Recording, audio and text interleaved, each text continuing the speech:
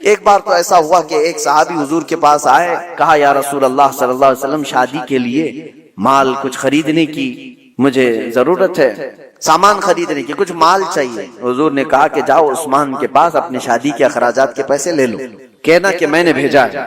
وہ صحابی آئے حضرت عثمان غنی کے گھر پر، تو ابھی وہ دروازے پر پہنچے تھے، حضرت عثمان کی گرجدار آواز آ رہی تھی اندر سے۔ یہ صحابی ٹھٹک کر کھڑے ہو گئے، سنا کہ ڈانٹ رہے ہیں وہ کسی کو، وہ اپنے خادم کو ڈانٹ رہے تھے، اپنے غلام کو ڈانٹ رہے تھے حضرت عثمان غنی۔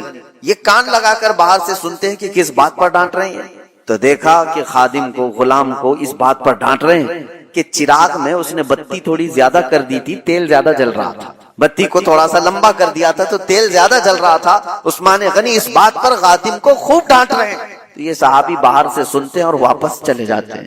جو اپنے گھر میں چراغ کے تیل جلنے پر غصہ کرتا ہو، میری شادی کا خرچہ کہاں سے دے گا؟ واپس چلے گئے۔ دوسرے دن آئے، وہی وقت تھا، آج پھر گرجدار آواز آ رہی تھی اندر سے۔ انہوں نے سنا آج پھر کسی کو ڈانٹ رہے ہیں، آج پھر خادم کو ڈانٹ رہے تھے۔ کس بات پر؟ اس بات پر کہ دال میں نمک زیادہ کیا ہوا ہے، زیادہ نہیں، ٹیسٹی بنایا ہوا۔ نمک کے بغیر تو ٹیسٹ آتا نہیں، تو ٹیسٹ اچھا کر دیا۔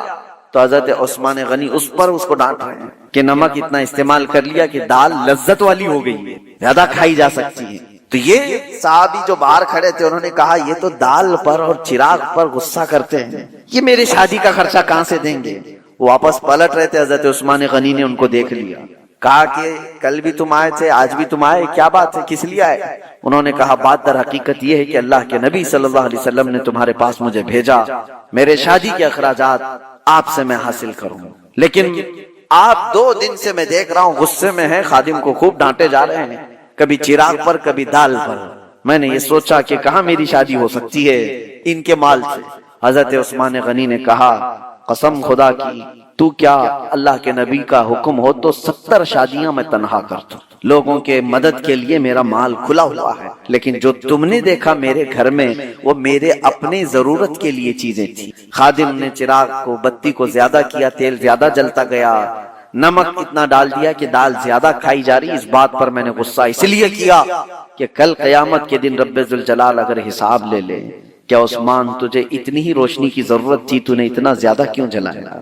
اگر رب تبارک و تعالی حساب لے لے کہ تو نے دال جتنے پر تیرا گزر ہو سکتا تھا اس سے زیادہ کھایا کیوں، اس کی لذت بڑھ گئی تیری، تو میں کیا جواب دوں گا؟ اس لیے تربیت کے لیے میں اپنے خادم کو ڈانٹ رہا تھا، یہ نہیں کہ دوسرے کو دینے کے لیے کبھی ڈانٹا۔ یہ حضرت عثمان غنی تھے جنہوں نے مالداری کے اوج پر پہنچ کر کے بھی کنٹرولنگ دکھایا دنیا کو۔ آج لوگ یہ سمجھتے ہیں بہت مال آ جائے تو ہمارا نہیں ہے کام روزہ رکھنا، تراویح پڑھنا، یہ غریبوں کا کام ہے۔ اور اگر تمہارے دماغ میں ایسا ہے تو ٹھیک ہی ہے کہ اللہ غریبوں کو پسند بھی فرماتا ہے۔ اللہ تعالیٰ غریبوں کے گھر رمضان بھیجا ہے، وہ روزہ بھی رکھتے ہیں اور تراویح بھی پڑھتے ہیں، اور اسلام غریبوں سے شروع ہوا ہے اور غریبوں میں ختم بھی ہو جائے۔ میرے عزیزوں، بھوک کے متعلق ایک بات اور عرض کرتا ہوں، کہاں صحابہ اکرام نے اپنے گھروں میں کس طرح کیا۔ حضور صلی اللہ تعالیٰ علیہ وسلم ایک دن گھر سے نکلے، اس وقت بھی ایک صحابی حضور کے ساتھ ہے، کہتے ہیں کہ رسول پاک صلی اللہ تعالیٰ علیہ وسلم حضرت فاطمہ کے گھر گئے۔ حضرت فاطمہ اس وقت گھر میں اکیلی بچوں کے ساتھ، دیکھا کہ آواز نہیں نکل رہی ہے بچوں کی۔ حضرت فاطمہ رضی اللہ تعالیٰ نہیں، میں یہ بات بعد میں عرض کرتا ہوں۔ حضور پاک صلی اللہ تعالیٰ علیہ وسلم کی ایک دعوت ہوئی حضرت ابو ایوب کے گھر۔ حضور پاک صلی اللہ تعالیٰ علیہ وسلم جیسے ہی پہنچے، انہوں نے ایک بکری کا بچہ ذبح کیا اور آپ کی دعوت کر دی۔ صحابہ جو ساتھ میں تھے، 2 صحابہ، حضور صلی اللہ تعالیٰ علیہ وسلم کھانے کے لیے بیٹھے تو حضرت ابو ہریرہ کہتے ہیں کھانے کی خوشبو اتنی تھی کہ جلدی سے جلدی لپکنے کا دل کر رہا تھا، ہاتھ لگا دوں۔ ظاہر سی بات ہے جو بندہ 3 دن سے بھوکا ہے وہ کھانے کے دسترخوان پر ہاتھ رکھنا ہی چاہ رہے تھے۔ رسول پاک صلی اللہ تعالیٰ علیہ وسلم نے کہا گھر والوں سے کہ ایک کٹوری اور ہو تو دے دو۔ سالن دسترخوان پر رکھا ہے، ایک خالی کٹوری منگوائی اور اس میں سالن آدھا کیا، اور اس کے بعد جو بات کہتے ہیں میرے آقا، اللہ اکبر۔ ایک صحابی حضرت ابو ہریرہ وہ کہتے ہیں کہ حضور نے یہ دیا اور کہا جاؤ فاطمہ کے گھر دے کر کے آؤ، پچھلے 8 دن سے ان کے ہاں فاقہ چل رہا ہے، 8 دن ہو گئے ان کے ہاں فاقہ چل رہا ہے، ان کے بچے اور ان کا۔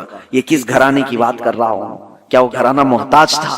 وہ گھرانہ کوئی محتاج گھرانہ ہے؟ پوری دنیا جن کے نام کا صدقہ کھا رہی ہے آج، اور اگر وہ چاہ لیں اللہ کی بارگاہ میں خواہش بھی کریں روزانہ جنت سے جبرائیل ان کے لیے کھانا لے آئے، لیکن وہ گھرانہ ایسا تھا، بھوک پر کنٹرول کرنا سکھایا گیا، بھوک پر کنٹرول کرنا سکھایا گیا۔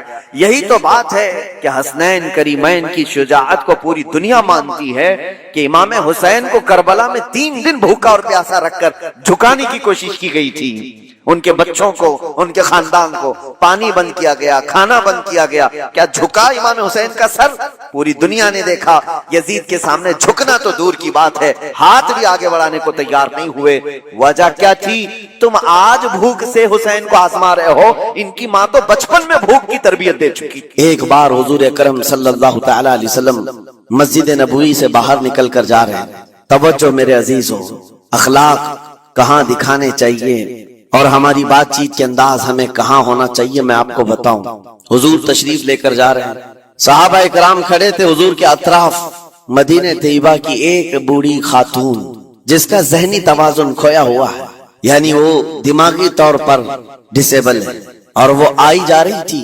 لوگ جب بھی اس کو دیکھتے راستہ کاٹ لیتے، وہ جس کو بھی پکڑتی تھی سنانا شروع کرتی تھی، جو منہ میں آئے بکنے لگ جائے، اور لوگوں کو تنگی محسوس ہونے لگتی۔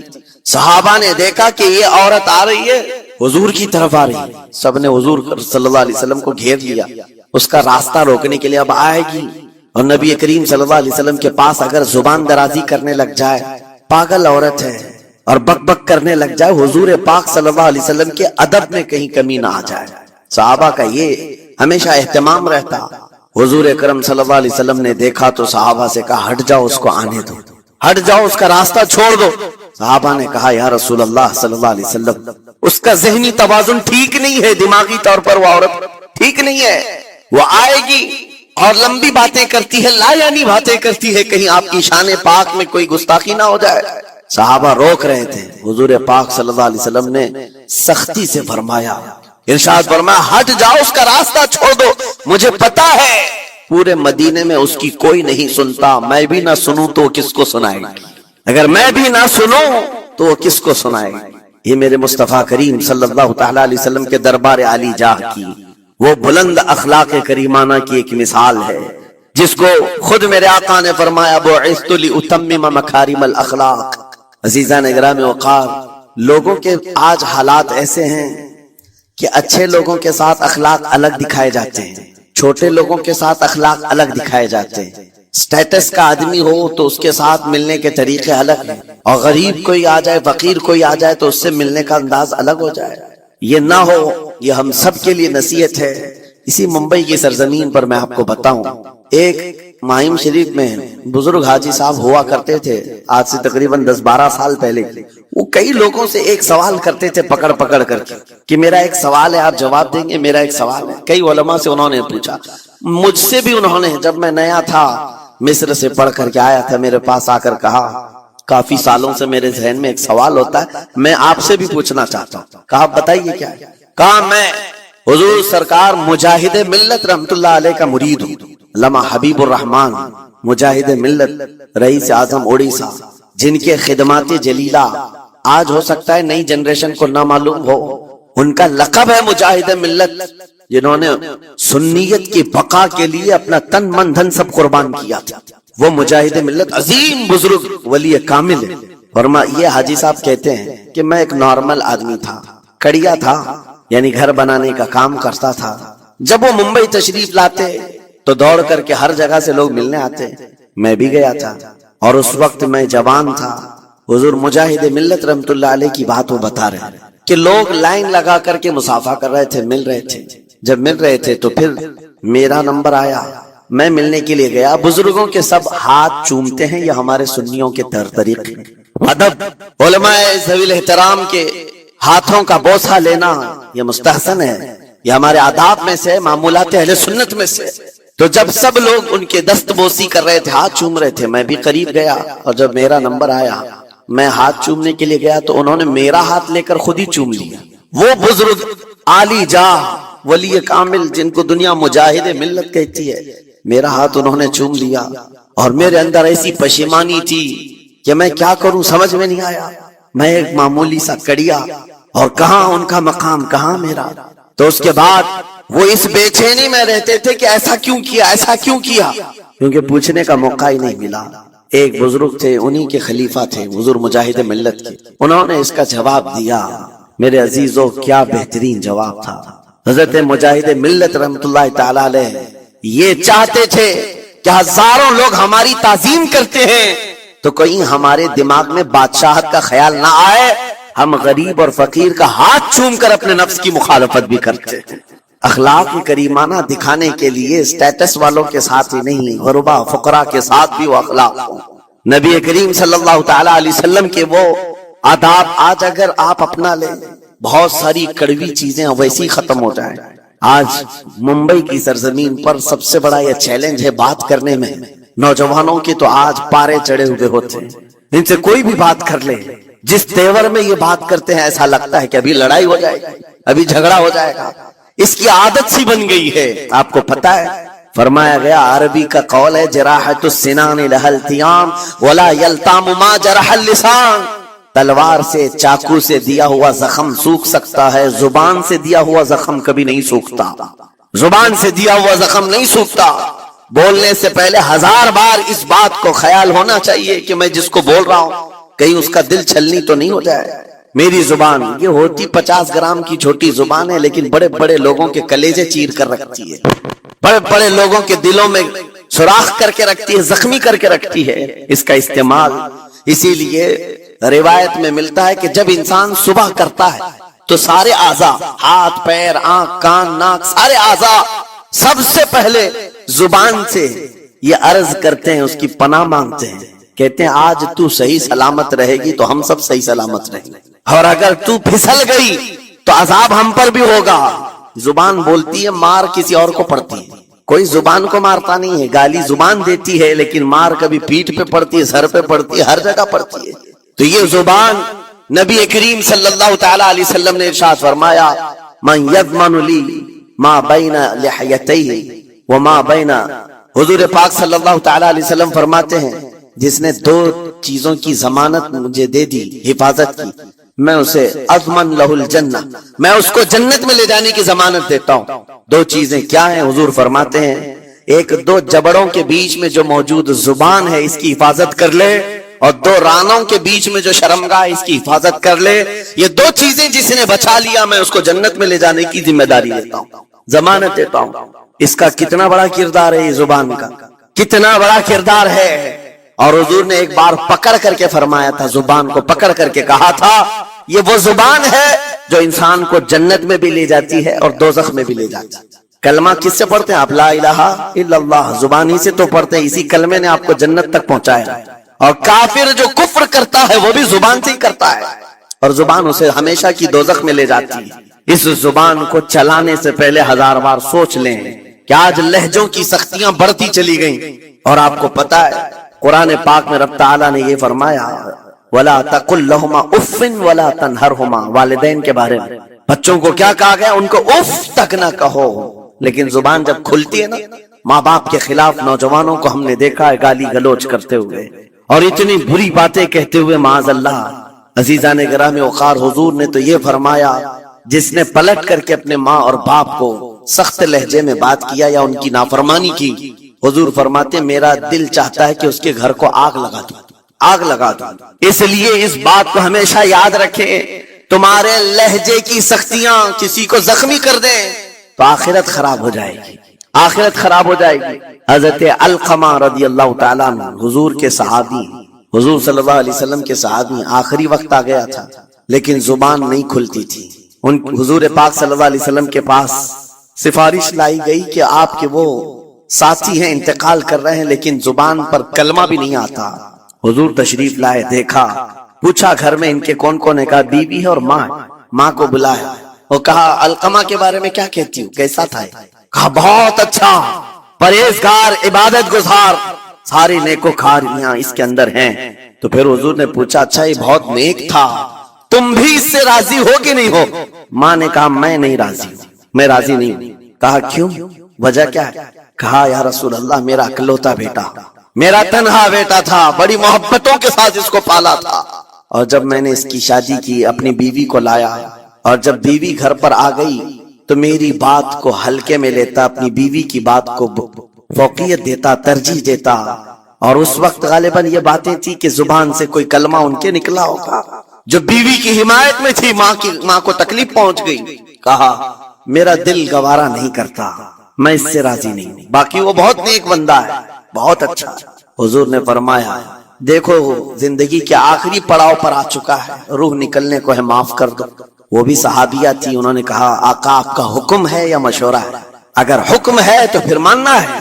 حضور نے فرمایا نہیں حکم نہیں مشورہ ہے. کہا مشورہ ہے تو پھر دل نہیں چاہتا.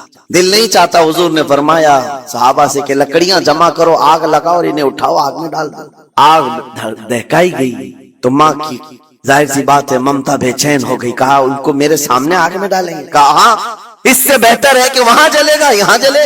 وہ ماں کہتی آقا آپ گواہ ہو جائیں میں اپنے بیٹے کو معاف کرتی ہوں. ادھر معاف کیا، ان کی زبان پر کلمہ طیبہ جاری ہوا.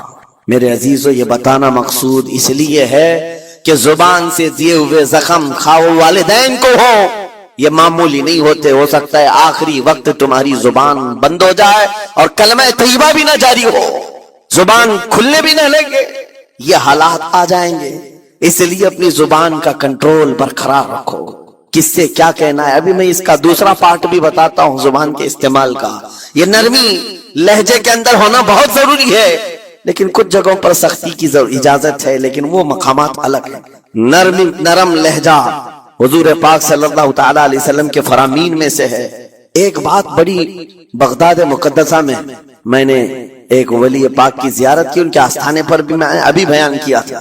حضرت بہلول دانا مجذوب بزرگ تھے اور بغداد کی گلیوں میں کہیں پر بھی بیٹھ جاتے تھے، اور جو جانکار تھے وہ سمجھتے تھے اللہ والا بندہ ہے. مجذوب کس کو کہتے ہیں؟ جس کی یاد الہی میں عقل فنا ہو گئی، ختم ہو گئی، اللہ کے ذکر میں اور اللہ کی یاد میں اپنے آپ کو فنا کر دیا ہے. اس کے اوپر شریعت کا قلم نہیں. ظاہر سی بات ہے شریعت کے سارے احکام اس پر ہے جس کی عقل سلامت ہے. عاقل ہو بالغ ہو تو نماز فرض ہے نا، عقل ہی نہیں ہے تو وہ مجذوب ان اولیاء کو کہتے ہیں. لیکن ان کے بارے میں حدیث میں ہے اللہ کے نبی نے فرمایا وہ ایسے بندے ہیں کہ اگر اللہ کو قسم دے دیں کسی بات کی اللہ ان کی قسم پوری کرتا ہے. وہ بہلول دانا بیٹھے ہوئے تھے. بغداد کا ایک مشہور تاجر تھا لیکن خستہ حال تھا، بہت نقصان اٹھا چکا تھا، خسارے میں چل رہا تھا، بزنس پورا لاس میں، اور وہ پریشان حال بہلول دانا کے پاس آیا، گڑ گڑایا، کہا کہ حضور مجھے بچا لیں، رحم کر لیں، میں تاجر ہوں، لٹ گیا ہوں، لاس میں ہوں، کچھ آپ فرما دیں میں کیسے اس بھور سے نکلوں. بہلول دانا نے دیکھا، کہا ٹھیک ہے کچھ پیسے بچے ہیں؟ کہا ہاں ہے، وہ بس اتنا سرمایہ ہے کہ مال لیتا ہوں پھر بیچ دیتا ہوں، نفع نہیں ہوتا. بہلول دانا نے کہا ایک کام کر، کالا کپڑا جتنا ملتا ہے سب خرید لے، پورے شہر سے کالا کپڑا جہاں جہاں مل جائے سب لے کر اسٹاک کر لے. کہا جی حضور آپ نے جیسا فرمایا. گیا، جتنا سرمایہ تھا سب لگا دیا، کالا کپڑا خرید کر ایک جگہ اسٹاک کر دیا. اللہ والے کا حکم تھا.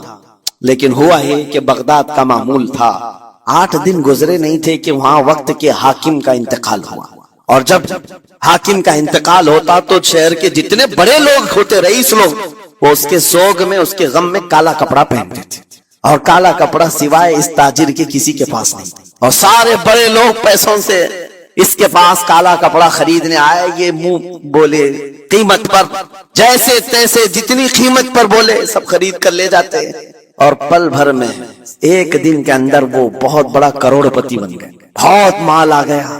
یہ بات یاد رکھیں اللہ مال دیتا ہے اس کے بعد پھر آزمائش بھی ہوتی. مال اتنا آ گیا اب لے کر کے مستیاں تھیں. چند دن گزرے، ظاہر سی بات ہے مال کو بڑھانے کی تمنا ہر ایک کی ہوتی ہے، کوئی یہاں پر اینڈ کرنے والا نہیں ہے دنیا میں، چاہے اس کا بزنس اربوں پر بھی پہنچ جائے اسے آگے پہنچنا ہے. چند دن گزرے تھے، 8-10 دن، پھر آیا حضرت بہلول دانا کو ڈھونڈتے ہوئے. ایک جگہ میدان میں یہ مجذوب بزرگ بیٹھے مل گئے. آیا اور کہا او دیوانے بتا اب کیا خریدوں؟ پیسہ بہت ہے ابھی میرے پاس، بتا دیوانے اب کیا خریدوں؟ انہوں نے دیکھا، کہا کہ لہجہ تو بدلا ہوا ہے، پیسہ بہت زیادہ تھا. کہا کہ ٹھیک ہے کوئی بات نہیں، اللہ والوں کو ان سب چیزوں سے کوئی لینا دینا نہیں. آپ نے کہا مال جتنا ہے تیرے پاس سب لے کر کے خربوز خرید لے، تربوز خرید لے، جس کو کلنگڑ کہتے ہیں، تربوز پورے خرید لے. اس نے کروڑوں کی جائیداد پورے تربوزوں میں لگا دی. सब तरबूज खरीद कर स्टॉक कर दिया एक जगह, और उसके गुमान में यही था कि चंद दिन गुजरेंगे, कोई ऐसा ही हादसा होगा जब तरबूज मुंह मांगी कीमत पे लोग खरीदेंगे और मैं बेचूंगा। पूरा माल तरबूज में लगाया, 2 दिन 4 दिन 6 दिन 8 दिन गुजरे, कोई हादसा नहीं। इधर तो तरबूज सड़ने लग गए, वो तो ज्यादा दिन स्टॉक नहीं किए जा सकते, सड़न शुरू हो गई। फिर थोड़े दिनों के बाद पूरे के पूरे सड़ गए, करोड़ों का माल तरबूज में सड़ के चला गया। वो बेच